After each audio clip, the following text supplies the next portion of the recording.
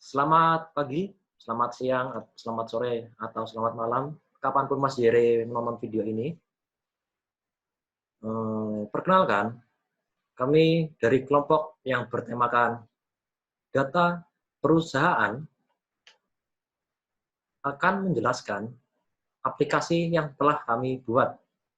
Nah, kelompok kami beranggotakan saya, Bernardus Redi Gawestama Putra, lalu ada Koas Bone Randa Lembang, dan juga Hendri.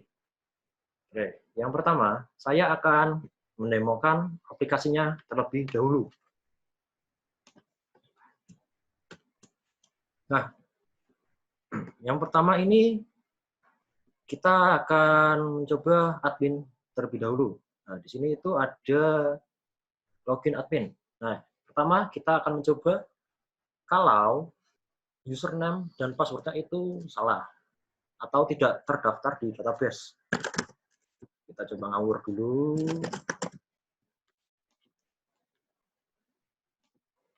Oh ya, gagal.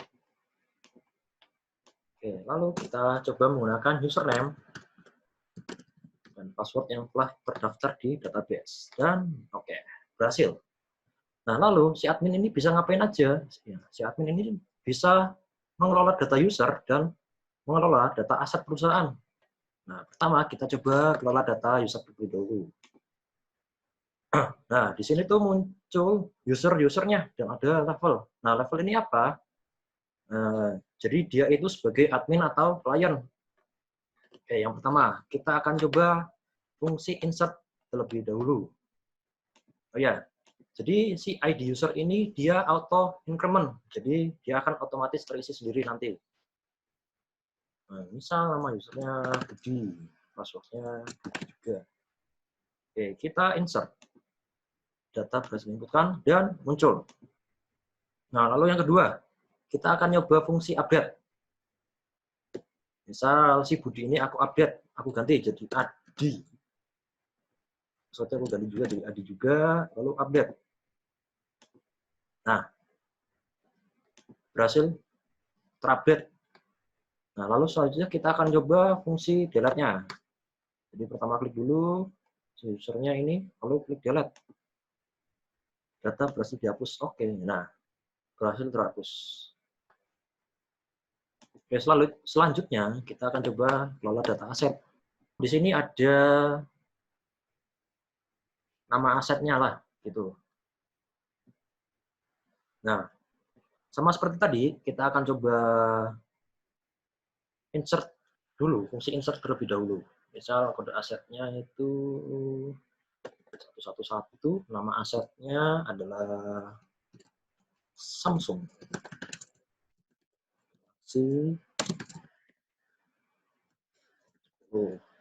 Jenis asetnya itu aset up.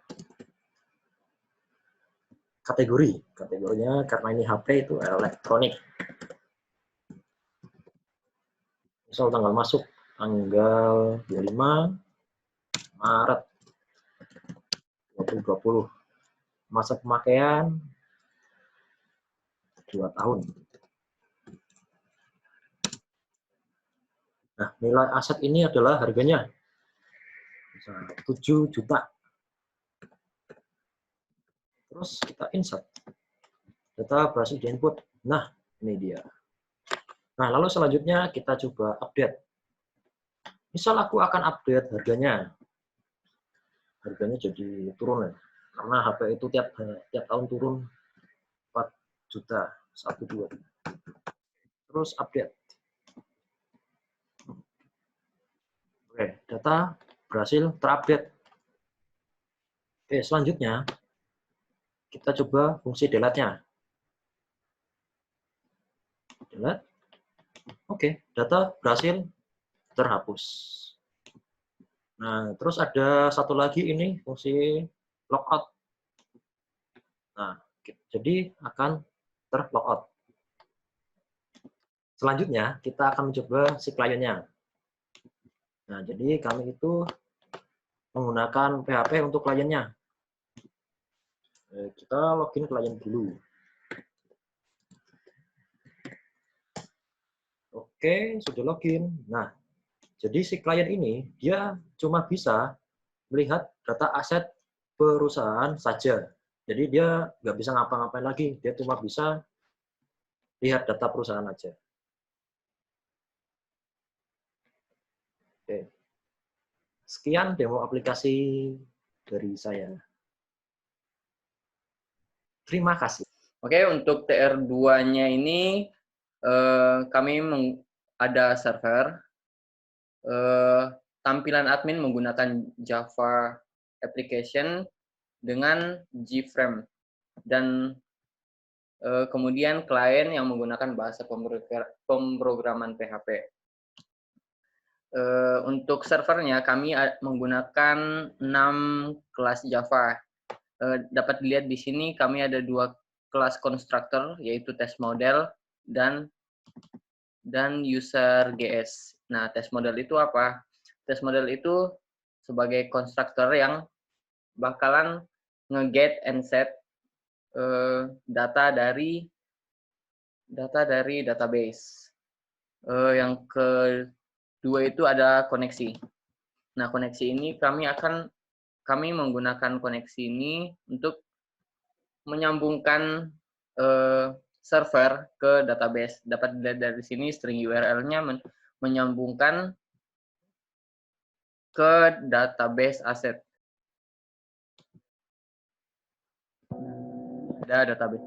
Nah, database aset ini kami menggunakan 2 tabel, yaitu tabel aset dan tabel user.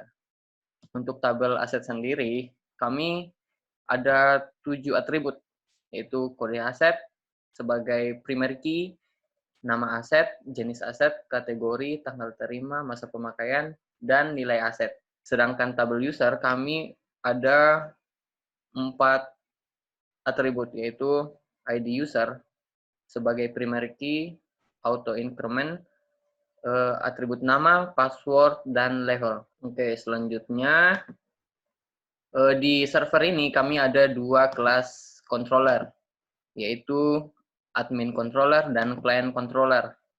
Nah, di admin controller di sini nanti terdapat beberapa metode yang akan digunakan untuk mengakses database dan melakukan fungsinya seperti login, menampilkan data, dan CRUD yang lainnya. Sama seperti di client controller. Bedanya ini nanti admin controller yang nantinya akan bekerja di tampilan admin dan client controller nanti akan bekerja di tampilan user. Selanjutnya untuk tampilan admin kami mempunyai 4 kelas Gframe, yaitu yang pertama itu kelas login. Tampilannya seperti ini. Terus kelola klien, kelola aset, dan menu adminnya. Nah, di setiap Gframe ini terdapat beberapa code yang nanti akan terhubung ke controller masing-masing. Untuk kliennya sendiri, kami menggunakan bahasa pemrograman PHP, dan di sini kami menggunakan 3 file PHP dan 1 file CSS.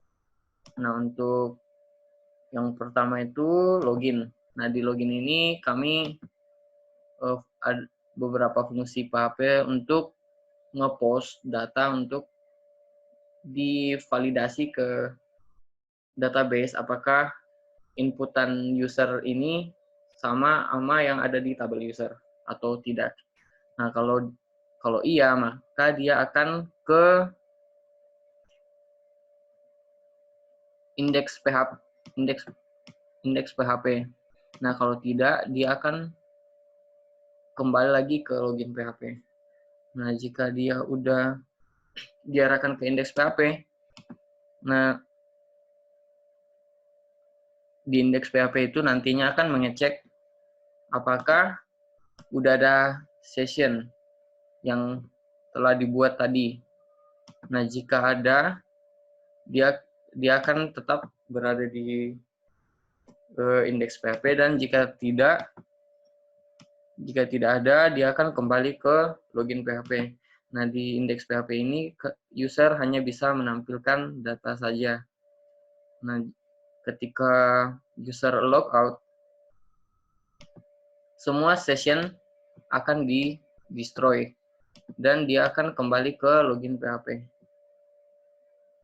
Untuk selanjutnya akan dibahas oleh Saudara Henry. Oke, berikutnya saya akan coba menjelaskan alur dari source code kami. Pertama dari form login dulu. Di tombol login event yang kita gunakan adalah ketika mouse diklik. Event, mouse diklik. Nah, dia akan mengambil nilai dari txt nama dan txt password. Diubah jadi parameter bernama U dan P. Lalu dikirim ke fungsi login. Di mana fungsi login isinya adalah,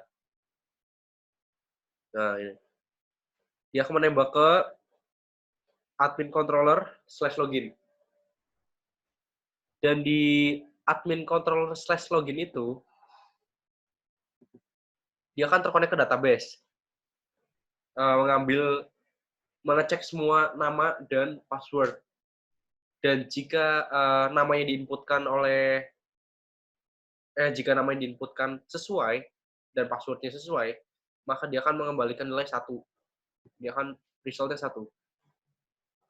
Oke, jadi balik lagi ke tadi itu login. Bla bla bla. Jika case, jadi sini ada switch case. Kalau tadi returnnya dari admin controller returnnya 1, dia akan menampilkan isi dari adminnya. Dan jika 0, dia akan menunjukkan error. Entah itu walaupun namanya salah atau passwordnya salah. Oke, untuk selanjutnya, di bagian kelola klien, kita ambil contoh saja insert. Karena alurnya sama seperti login tadi sebenarnya. Oke, mouse klik.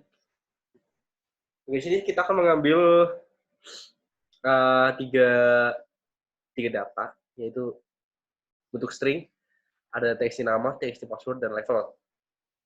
Lalu kita akan oper dengan parameter ke M5. Oh ini M5. Sama seperti login tadi, dia akan menembak ke, hanya bedanya nembak tujuan nembaknya gitu loh. Tujuan nembaknya.